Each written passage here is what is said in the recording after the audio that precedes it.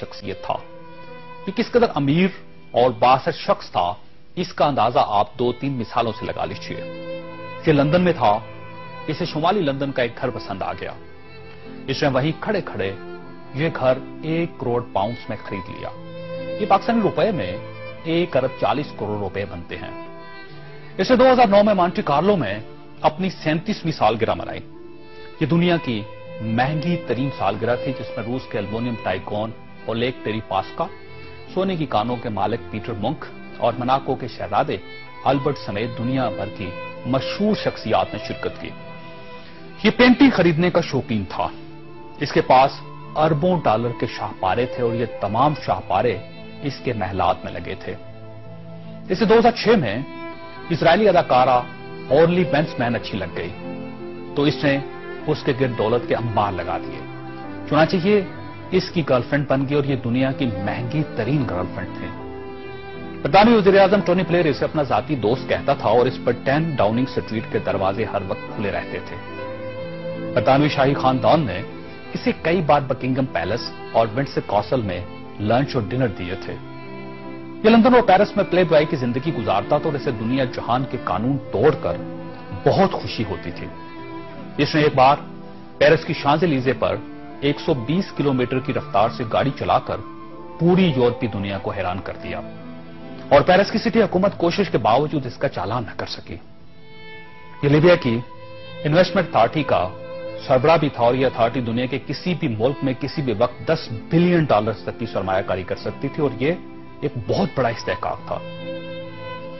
इस शख्स का नाम नाज़रीन सैफुल इस्लाम है और ये लीबिया के साबिक हुक्मरान कर्नल कज़ाफी का बेटा है। सैफुल इस्लाम कर्नल कज़ाफी का वारिस और वली अहद भी था और इसे दुनिया का इसके बारे में ख्याल था कि यह कर्नल कज़ाफी के बाद लीबिया का हुक्मरान होगा। ये इस कदर बासर था कि कर्नल कज़ाफी को न्यूक्लियर प्रोग्राम तरक करने पर भी इसी ने कायल किया था। इसने बल्गारिया के उस मेडिकल ग्रुप को छुड़वाने में भी बड़ी मदद की थी जिस पर बच्चों को एड्स के टीके लगाने का इल्जाम था। बल्लर नाइट क्लब और लाकरोबी धमाके के मुतासिरीन को मुआवजा भी इसी के हुक्म से जारी हुआ था। अब मैं आपको इसकी ताजा तरीन तस्वीरें दिखाना चाहता हूं। ये सैफुल इस्लाम 3 माह पहले लीबिया के छोटे से कस्बे अबारी में छुप गया। ये 2 दिन पहले 19 नवंबर को कस्बे के एक ऐसे कमरे से बरामद हुआ जिसमें बाथरूम तक नहीं था और ये बदबूदार पुराने कंबल में लिपटा था। इसकी उंगलियों पर प्लस्तर चढ़ा हुआ था और यह प्लस्तर भी इसने खुद चढ़ाया था क्योंकि इसे डॉक्टर तक की सहूलत हासिल नहीं थी। ये सैफुल इस्लाम इस वक्त लीबिया की मौजूदा हुकूमत के कब्जे में है और पूरी दुनिया में कोई शख्स इस शख्स को पनाह देने के लिए तैयार नहीं, जो 3 माह पहले तक मलका बरतानिया का शाही मेहमान बनता था और टोनी ब्लेयर इसे माई फ्रेंड कहता था और पेरिस की कंपनियां इसके लिए खसूसी खुशबू इजाद करती थी।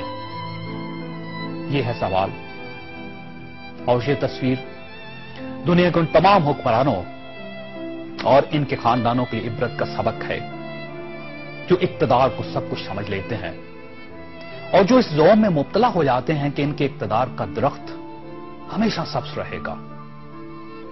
ये तस्वीर दुनिया भर के हुक्मरानों से चीख चीख कर कह रही है कि जो हुक्मरान आवाम का एतमाद खो देते हैं उनका ये इंजाम होता है।